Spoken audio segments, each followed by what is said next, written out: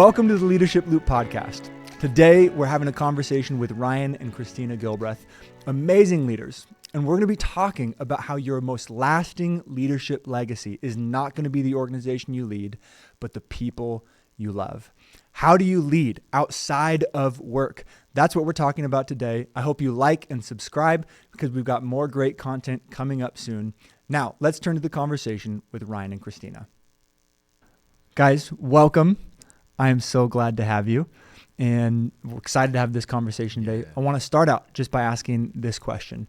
When did you realize that leadership matters beyond your work atmosphere, like in your family, with your friends? Is there a moment that you guys realized that recently? Yeah, I think we've always kind of known that it's important, but I think we came to this apex with our oldest daughter. So we have the 4 girls. Our oldest is 8 years old, and she came to us recently and she's like, "Dad, I want a cell phone." And I'm like, "What do you mean you want a cell phone? You're 8, child. Yeah. Like, you're good." Yeah. She's, "My friends have it and everybody has a cell phone." But you don't. And you're not gonna. Nope. Yes. But I remember I've not helped her understand why we wouldn't have a cell phone at this age, like what would be appropriate, not appropriate. And it began to even challenge even a broader scope of what are the conversations we need to have with our kids at what point. And we started to realize we got to help them, not just to tell them no, but we got to help them understand the why to the what. And so I think for us, that's when we started to be like, okay, intentional conversations are so imperative before we kind of get caught up into things that they're kind of getting exposed to. So I think that's a more recent reality for us. Yeah. One of our mentors, our pastor, Pastor Sean Nipstead, he said, every family ends up somewhere, but few families end up somewhere on purpose. And I think that for us, especially, we're in vocational ministry. And so it might be easy for us to push cruise control with our family and our kids, assuming that they are learning values because they're in church on a Sunday, or assuming that they're picking up, what's important.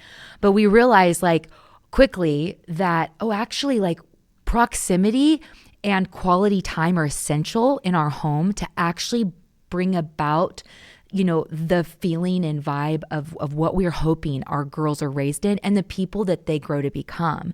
So yeah, it's important to us to really spend time with them and be intentional. I know that quantity time might not be something that's always accessible when you're working, both parents working and trying to keep things going financially or whatever, but quality time is so important, and you can plan that. And that brings about we're actually we can plan to have quality conversations with our girls, talking about values and those things. So yeah. Oh, I love that. So the why to the what, that's a part of really every leadership conversation that people should be having. Not always do we have it, but I think answering that why, and it's so easy as a parent to just tell the what, no, we're not going to do that. Yeah. Right. Yeah. Because I said so. Right. And stop asking me, please. Yeah. But pausing, giving time for the why, that's so important. So tell me this, what are you currently excited about in leadership? Oh, goodness. Well, I think it's really fun to see those you're leading come alive in how God has designed them to be. So specifically for my world in motherhood right now, thinking about our daughters, they're young. We have 4 daughters and they're little girls, but watching them and their personalities all develop, I'm learning that my role as a leader in their life is not to create many Christinas, but to see how God has designed them to be a London, a Willow. Who's Remington designed to be? How has God created Kensington to grow up to be? So watching them in their personalities, and me as a leader to say, how can I help them become healthy in who they are created to be, in their personalities? What can I do to invest into that? So it's fun to watch them, to discover their gifts and their preferences and things. It's super fun. I love to see that. We had our pastors challenge us, and they were, we realize having kids, and our oldest is 8, we don't have it all figured out. And we're 100%. like, okay, we're needing other voices in our life. We are engaging in this type of content as well with those that are further along. And an individual that is like that is going to be one of the pastors in our world. And they shared with us, they said, you've got to take the window moments with your kids. And I'm like, what do you mean? They said, you will find there is a time when they will open up the window for you into their world and into their heart. And you're going to want to pause and lean into that. And they were sharing that with us about 2 years ago. And I'm like looking for the window moments. And, our oldest was only 6 at the time. And I'm like, there ain't no windows in her world. Like it is, it is just all From things. unicorns to Barbies to sprinkles and sparkles and fun. Yeah. And, good. as time started to go on, she will come and then sit next to me. And I realized quickly she's wanting to begin to just engage. Yes. And when she starts to then position herself with proximity, it's a cue for me to like, oh, this is a window. We're going to pause what we're engaging in. And then I give her my full attention. Yep. I'm like, hey, baby girl, like, how was your day? Yeah. Like, what are you thinking about? Was something that's like was a little bit tough today? Yeah. And we do a silly thing in our home. We always ask these questions. What are your apples and onions? Yeah. And so apples are like the good things, Okay. and then onions are like the yeah. Why do you hate onions so much? Because That's so Ryan hate red onions. Raw onions, all right? Red We don't need raw that. onions. They're Yes. bitter. But here's the thing. But for them, they get it. Yeah. Our 5-year-old understands, like, Yeah. the apple of my day was that I had recess and it was so fun. Yeah. And then London begins to engage with us. She's like, this is my onion. Like, someone was not kind to me. Oh, here's a window into her world. Yep. So I think in the area of the leadership that we get excited about is like, they're human beings that God has created. Yep. And the discovery phase is so fun for us. It's just like, you get a little freaked out, like, okay, are we doing this all right? Yeah. Okay, here we go. But engaging in the window moments, I think, was a key thing for us. Well, those window moments, they usually come at inconvenient times. 100%. Right? Always. Yes. Yes. Like it's like, oh no, not right now. Please. Oh, yeah, Yes. right now. Yes. And so whether that's at home, whether that's at work, Yes. like the window moments are usually inconvenient. And if you're not careful, you're going to miss them. Yes. And so I love that you're saying like, hey, I'm learning to lean into it and just pause whatever I'm doing because this is important. Yes. Yes. That's so good. I think it also, thinking outside of the context of parenting and like leading those that you love outside of your home too, when you have an opportunity to have that window and you just are quiet and listen to them, there's something that we learn from them because leaders are students and those that we're leading, we're in a position to learn from them. Yeah. And to grab from them, okay, they're going through something or they're coming to me with a question or they're expressing an idea. We are also sponges as leaders. Yes. And it's very fun because it keeps us humble and also keeps us sharp to have that perspective of, we're all learning from each other. I might be further along in something, but you're bringing something to the table that I can pick up. So that's super fun also in helping those that we're leading. I love that. Okay, so you both are in high demand through jobs, through all of the responsibilities that you have. How do you manage your energy so that you're not giving it all away to work or other things, but saving your best energy for those you love? Yeah, gosh. This one is such a big question because I feel like I failed in it for a season of our oldest's life. And, I'm a driven individual. I like to achieve. I like to accomplish. And so I love work. Like I'm built for it. I love going into the office. I love what I get to do. I come alive in all of those things. But I also love being a parent too. In the earlier days, I realized like I would give everything to my job. And I was great staying late. I was fine answering the phone at home. I'm texting, I'm emailing. And then there was a moment when things began to shift. And I think it was, our oldest is becoming aware of like how much the phone was a hindrance. And one time she grabbed it and she threw it. And it was like it's her expression of like, stop being on your phone. And I realized there's got to be a change. Yeah.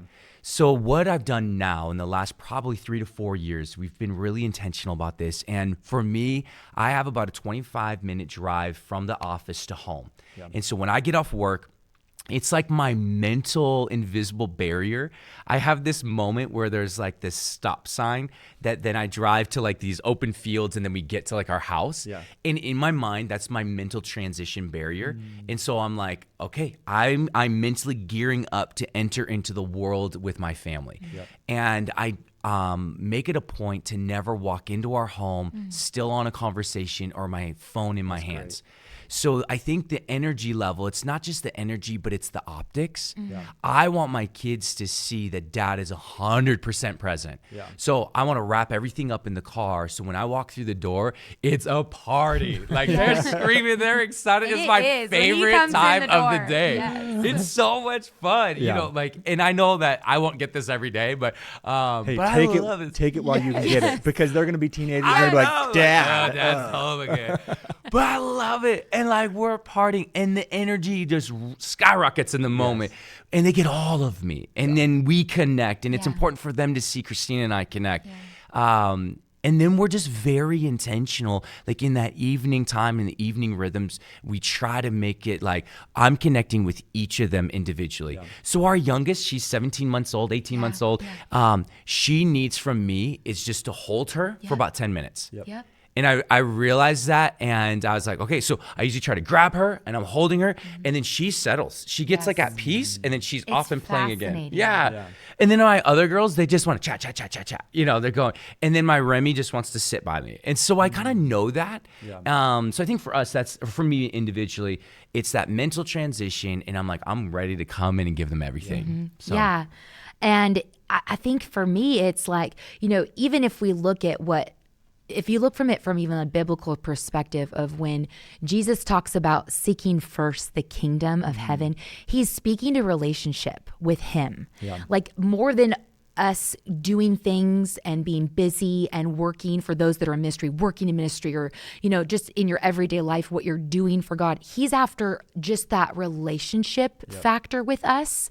And it's like once, you know, that time with the Lord is so important every day for me because it is my grounding time. It's my time to just center my heart and get my mind in a right place. And then everything else just kind of works out. So when I put my energy first to him, the other things in my life work out. Yeah. Similarly, if I look at it with my family, the most important demand is my family.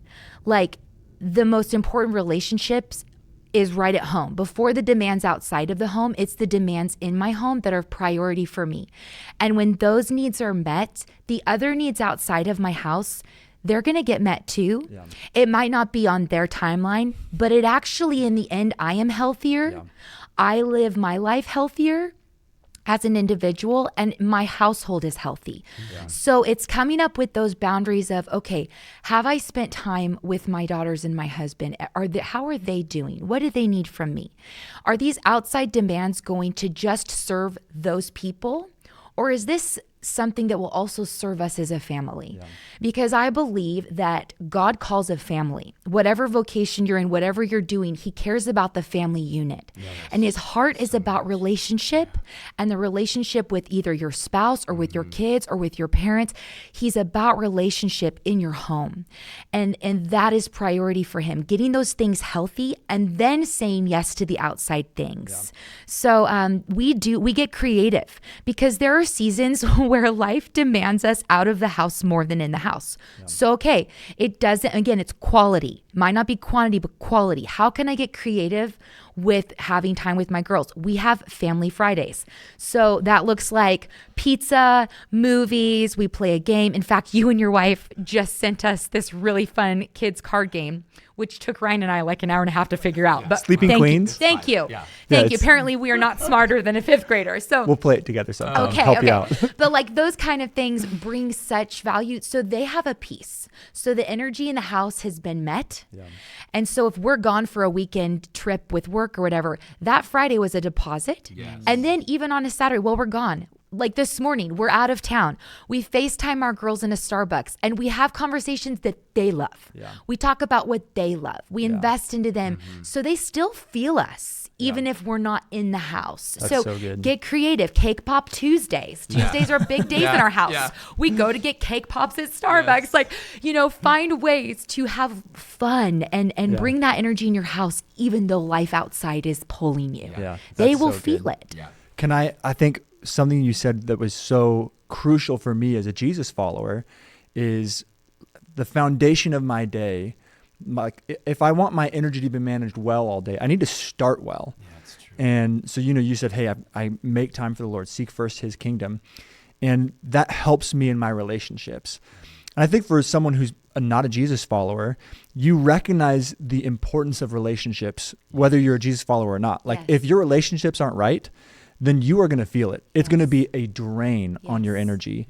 And so to start foundationally saying, if you're not a Jesus follower, saying, how can I make my relationships good today, is a fantastic foundation to just start saying, I'm going to manage my energy well by managing my relationships well. And if you don't, if your relationships are out of hand, then your energy is going to be gone. Yes. So yeah, I love all that you guys said on that one. Yeah. It's so good. How do you make sure that you have transferable things from your work into your friendships, into your family? Like, what skills are transferable? What sort of things do you guys go, oh, this I'm taking from work and I'm using in my family, or this I'm taking from work and I'm using with my friends? Yeah, it's so good. I think, all of us, where, if you're in corporate worlds or you're in ministry or whatever vocational job you have, there's going to be a culture that's set within your job. Yeah. There's a culture, there's an ethos, there is something that is being created, and really culture is, how does it feel? Yeah. And so, we recognize that culture is anything that you've created or allowed, and that's transferable into the home. Yep. What kind of culture have we cultivated and have we created? And that's a big deal for us. And so we're high energy people. And so our home is a little bit... Yeah, we're going to be your extroverts. And so I'm sure one of our girls is going to be an extreme introvert, and we're going to figure it out, all right? But we have fun at home. The culture of our home is celebratory. It's loud. It's fun. We laugh a lot. We attempt to dance a lot. Like, he's a really good dancer, by the way. Right. Ryan actually won a dance award back in the day. Just side note there. I want to give a little shout out to... Yeah, it was just, in Montana, there's just a lot of cowboys in my school. And so... Yeah, they may not have had those line skills. Dancing. Got it. But I was picturing like hip hop or something. He can actually. He goes from country to hip hop real quick. Okay, moving on. Anyway, but I would say culture's key. Another piece that we realized, and I started to feel it about 6 months ago for our family, our values. And I think organizations, they're going to have written out values that we are going to try to adhere to. We see those, threaded throughout organizations. And I felt this kind of tug of like, I don't have values that are articulated in my home. And then I began to go on this journey to feel like, what is it that I want our girls to embody? What is it that I want us to embody? There's things that we naturally already had. And so we started this journey, and what emerged out of it was these 5 values that we kind of came up with. And so for us, we walk in truth. That's one of our values. We help others win. Like, that's me to the core. If you cut me, I bleed. I want to help others win. Yeah. And so out of the overflow of who I am, it's also going to be a value set within the culture of our home. Yeah. And so we put God first. Like, that's also a value that we have in the Gilbreath home. Yeah. We live for the impossible. We believe for the impossible. Yeah. Yep. And so we serve a big God. And so that's a value set that we're wanting to instill into our girls. And then we love deep. Yep. And now our 3-year-old, she doesn't understand any of that. She's like, But our 5-year-old and our 8-year-old, when we have conversations, and it's usually when we're hitting this pinch point, and there's frustration between the two, the older 2 girls. Yep. It's like, hey, you guys are best friends. Yeah. We speak to who they are going to become. Yes. Yeah. We speak to the destiny of what's on the inside of them, even though they may not see it now. It's the potential of what's to emerge. Yeah. And we begin to tell them, hey, we love deep. Gilbreaths love deep. Yes. This is not a symbol of loving deep. And so I would say culture and those value sets are huge for us. Yeah. And in those, because we really believe the Bible is foundational for a life. And so we have Bible verses that are attached to those values. Yeah. So for us, it's like, that's the truth. We go to the Word of God. What does God say about loving? Yeah. It says that love covers a multitude of sin. Okay. So, even in our marriage, like, hey, we have to go to those values. I mean, pulling teeth sometimes, in a marital conversation.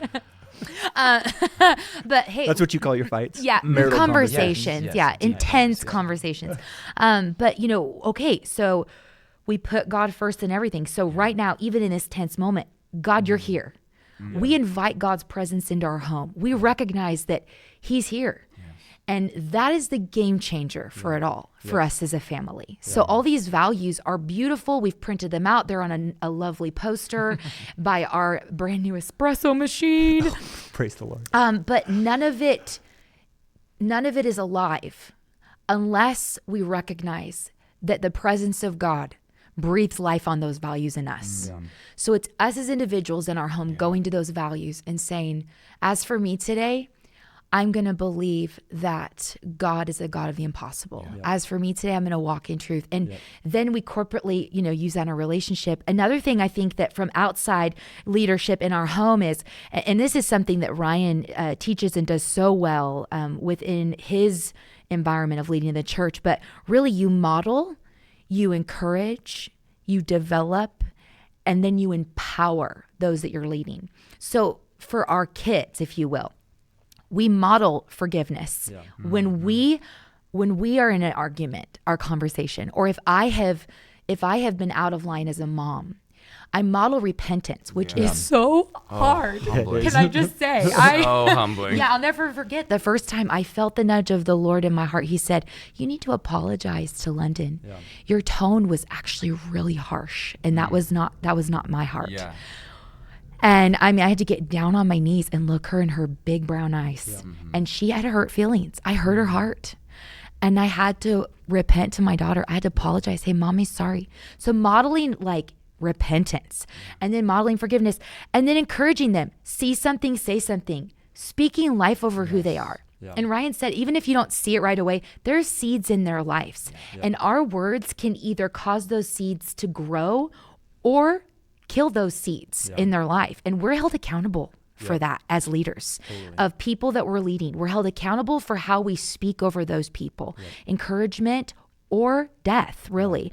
And then developing them. Okay, if I don't have what they need as a leader to develop them, I'm going to find somebody that can coach them in this way. We're doing homeschool. I'm terrible at math, so I'm going to find a math tutor.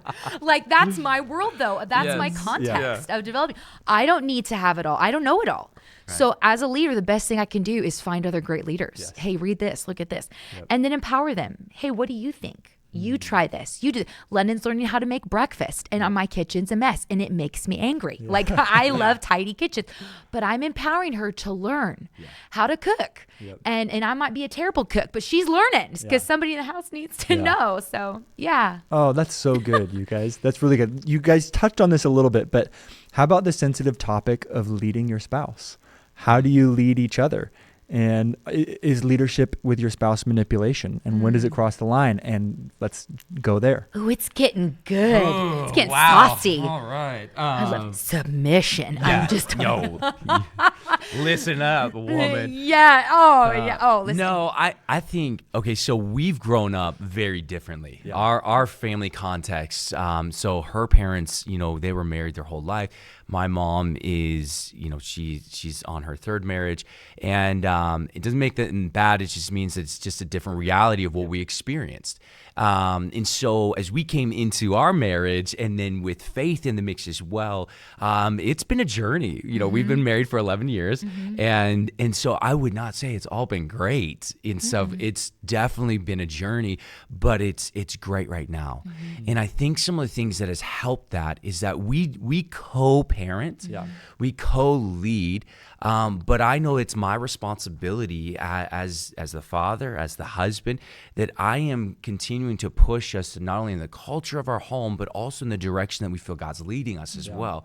So one of the things that I was challenged with even just this last year, I had a friend of mine, and he was just talking about how he does a check-in with his child and his kiddos. And they asked these 3 questions. And he said, he asked his son this, he goes, what do you want me to start doing? What do you want me to stop doing? And what do you want me to keep doing? Yeah. And I was like, dang, that's profound, Yeah. But then I realized that's actually something that was so needed even in the context of our marriage. Yeah.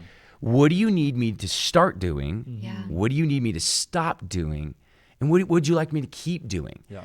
And what it does, instead of assuming what I think she wants, it actually gets to the conversation of like, I get to serve you. Yeah. Because I think leading is serving oftentimes. Yes. And I think I can miss it because in the busyness and in the expenditure of energy, like we talked about, we get to a place where we feel like I deserve to be served when I walk through the door and you got that meal ready, you got those kids all buttoned up, and I'm ready to relax. It's like, Wrong whoa, wait woman. a second. Yeah.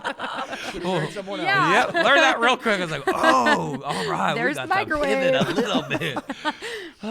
But I think recognizing if I can learn how to serve her better Yes. and meeting her needs, that's going to begin to serve our family best. Yeah. And so I wouldn't say we do it perfectly. No. And we had this conversation. It ended okay. Yeah, I I wouldn't mean, even say it was even I great. would It was say like, it okay, it was good, but it was like, ooh, that was tough. All right. It was a good, hard conversation. yeah. And just because those conversations are hard doesn't mean they're not good. Yeah. It was needed and necessary. Yeah. And I think especially as a woman, and I'm raising 4 women who, I pray over their future marriages. Yeah. Mm-hmm. There are so many, Ryan and I in our life, we've had to make hard choices. And developing those choices together, conversating about them, asking the questions, feeling each other's heart, and journeying through this process, something that I'm reminded of, again, for us, putting God first in everything means, for me specifically, I got to get in my prayer time and get God's heart and perspective for my husband. Because if I come to him with a conversation that's hard about our future and I have not caught the heart of God for him, oftentimes my mindset is rooted in selfishness and control. And there is this movement that the saying is the future is female. And it's actually come against the gift of men in our world and in our families, in our home. And what happens is, because there was a time and a season where the voice of women was silenced because they were told to be seen and not heard. They weren't given the right to vote. All of these things in our history, which was a sin against God's creation of women. So then we came into that position now of equality. But then there's this deceit that I feel has come to where we emasculate men and tell them, even in our marriage, well, I am woman, hear me roar. I'm going to tell you what to do. You're going to follow my opinion. I know what's best. And it's actually out of a heart that is selfish and manipulative. And there's a proverb that I love. It says, a wise woman builds her home, but a foolish woman tears it down with her own hands. And in those hard decision-making times, if I come at us with like, I don't care what you think because I know what's best, like I actually do know what's best, and so this is what we're going to do, but I'm going to let you think you know what's best, but we're going to come to my decision because I'm going to throw a tantrum. Yeah. What happens is I'm tearing down Yeah. what actually matters. We're on the same team. Yes. We are on the same team. And both of us, if one of us loses in a conversation, both of us have lost. Yep. So it really is not about like, well, you need to listen to what I want. It's about me hearing, okay, what is he saying? We got to get the right tone. All of that is stuff we grow in over the years with communication. We're growing. Like the right delivery matters, right? Yes. But like, what is Ryan's heart? What's he actually feeling? Because I care about that. That's what I'm married to. That's what matters. And then, again, because we are faith people, like without the Lord in the middle of this, we wouldn't be married. No. We would not be married still. We need the wisdom and counsel of the Holy Spirit. Yeah. So I would say in those tough moments, fight it out, work it out, but get to the place where are you listening for his heart? or are you just demanding him to hear yours? Because no one will win. Yeah, it's good. So good, you guys. If you're thinking about your home or your friendships, a lot of times so far we've been talking about how do you lead, but how do you create a culture of leadership where you help other people lead? So in your home, with your friends, what do you guys do to create that culture of leadership that says, I believe in you, I want to help you? What do you do? What do you guys do? I think one of the greatest gifts that we've had with individuals that have gone before us is proximity. And I think for us that they have opened their world to us to ask any question and just to be with them in their journey. Yeah. I think when you can see, you can learn things through, like a classroom setting and somebody's teaching and they're disseminating of information. Yep. You can learn through other avenues of reading and absorbing it yourself. But I do think there's something so powerful when you get to be in the mix and it's almost like a hands-on experience and you're watching it, you're seeing the interactions. And I think for me that to be able to have the opportunity to kind of step into different people's world at crucial times where they've allowed that, we try to do that as well. Yeah. Like our home is a pretty open home. And we're open books, maybe too much, but we want to give time to individuals that so deserve it. Which is most people, and we want to help others win. That's at the core of who we are. And so if we truly believe that, then we're going to give investment to that. So we will kind of bring people along with us. There's been individuals throughout our years of parenting, and even right now, that they're just in our home, they're around us, and they have that opportunity. We don't have it all together. But they're just there, and there's something that they're observing, and then they'll ask questions. And we'll begin just to talk openly about that. And again, we don't have it figured out, but we'll give you what we got. And I think one thing I'm so appreciative of leaders and mentors in our life that I look at, and what they did for us is they raised us up, and then they released us. I think that what's dangerous for leaders is to look at people as if they are a property to your organization or even your children, as if they're your property. When really God's asked us to love people with an open hand and to say, how can I steward what's in my hand? Because that's my assignment, are the people in my life. How can I serve this assignment and honor the Lord and love these people well, to where when they leave my hands, they are hopefully better, they're hopefully stronger. And that's a two-way choice, because many of us in leaders, you have people you lead and they just choose to not follow. They just choose to not receive. And, there's a Bible verse again, it says, don't throw pearls to the swine. In other words, don't waste your time chasing people who don't want to listen and be there. Know when to let go. But always have an open hand and love those who are right here. And so I think the hardest thing, because I think it might hurt our ego a little bit, is when as leaders we notice that those that we've been leading, it's time for them to fly and leave the nest. Are we going to sit on them because we are afraid that they've either outgrown us or that they're going to supersede us? Or are we going to celebrate it because we've been able to get out of the way and say, this is really not about me. At the end of the day, my life is for me, it's about God. It's about His kingdom and loving people to Him and helping them find and discover who they are in Him.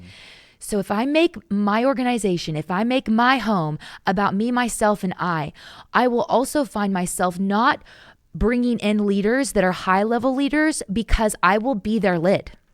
And instead, I want to be known for a leader that develops leaders and launches them out to where people look around and see a crew of great generals, great leaders, and they say, where did you come from? And then they can know, some humble person over in the corner of the world did this.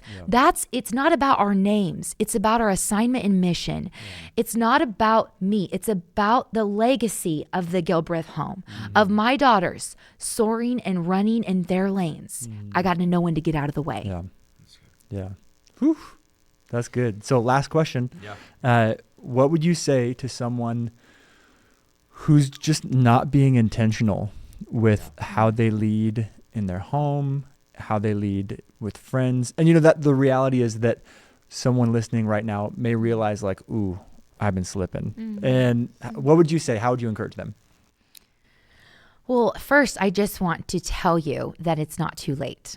I want to say that again. It's not too late. Mm-hmm. In fact, I think many of us sit down and we give up trying because we just think it's too late. Yeah. You maybe have lost a lot, but I want to tell you that if you would put your faith in this God, Jesus, that his name is a redeemer. And what that means is that he can take what's lost and broken and he can actually repair it and he can restore it. So it might be an estranged friendship relationship. It might be a business, a company, a team of people, whatever it is that feels like it's so broken right now. God in the center of your life can redeem what feels broken. So I would say it's not too late if you might make that step of faith to say, I'm going to give this to God and try putting him in the driver's seat and see what he can do. Yeah. I would secondly say this. I don't think anyone wakes up and decides to be stuck in life or feel like they're terrible leaders. Like that's not on. I don't want to be a failure in motherhood or wife or whatever I'm leading. Really suck today. Yeah. That's my goal. I'm dreaming for it. So, And it's nothing we desire, but sometimes I think that what you said, we could become asleep to this. And in fact, there's a real enemy, an enemy who loves to come and he wants to steal us of what God has called us to steward. I love in the Bible, it says that God invited Adam to take care of the land. There was a co-partnership together and he invites us to like build and dream and create. But many of us are just asleep to our purpose. We're asleep to what God's called us to do. And I mean, if we're asleep in the middle of the night and someone breaks into my house, I'm asleep and I don't know it. They're going to steal my stuff and I don't know what else they're going to do. Yep. But if I know that there's someone in my home and it's in the middle of the night, well, I'm waking up Ryan, first of all, and Ryan's waking up me. Let's be okay. Let's go together. We're both like holding each other's hands, like on the phone to 911. No, I took Taibo. I used to do some kickboxing. You don't take Taibo. That's not like a. It's not like a martial art. I have a taser gun, okay? Okay. I can Let's handle taught you how to myself. defend I yourself. live in the Bay, Yeah. so I know how to goodness. deal. Anyways, but you would not stand or tolerate for that intruder in your home. Yep. So I would just say some of us, maybe this is like a wake-up call to, hey, it's time to put up some boundaries with people. It's time to become intentional. One other thing our pastor says is he says, we don't just need discipline, we need discipline. Some of us need to wake up and make a plan. Yeah. Okay, we're going to plan out how to be better leaders of our home. And I would just even say too, like, you don't want to be ignorant to what's taking place under your roof. Good. And that's not by any means to be degrading to parents right now, but we've worked with so many parents over the course of so many years, and they would sit back and they would say, I just didn't know my kid was engaging in this. Yeah. So for us, like, our daughter has a Nintendo Switch, and so she got this as a Christmas gift and she loves it. Well, on my phone, I get to set up healthy boundaries of what's okay for her. So even to the length of time she's allowed to be on it. Like I 5 get hours a day, 6 hours a day. Well, 6 or whatever. Take her few. Yeah. But she does not have online access as an 8-year-old. And I think what we have to do is we've got to be awake to the realities of what our kids are being faced with. Yes. And I would say just do not assume that when they have their phones that they're going to make wise decisions. We don't always know. This becomes a portal to then expose our kids to too much at too young. Yes. And so if we can begin to help with the safeguards and walk in wisdom, I think you're going to find there's greater success, and then it opens up, conversations. Yes. So we're super intentional on helping those boundaries. Yeah. Entertainment, goes back to that wake up. Yeah. Wake up. If we're not being intentional, somebody else is. Yes. If I'm not going to be intentional, the world will be intentional with my kids. Yep. So, yeah. So good. Wake up, be intentional, because it matters. Yes. It matters so much. Leading in home, leading with your friends, leadership beyond the work environment Yeah. matters incredibly. And I think you guys did a fantastic job of highlighting that today. So thank you, Ryan. Thank you, Christina. Thank you for with me having us. today. This was so Thank you. fun. We Yeah. So appreciate fun. it. And thank you to you for joining us. I hope that you take this, you grow with it, you try it, you get feedback, and you learn and keep going. So thank you for being here. We love you, and we'll see you on the next one.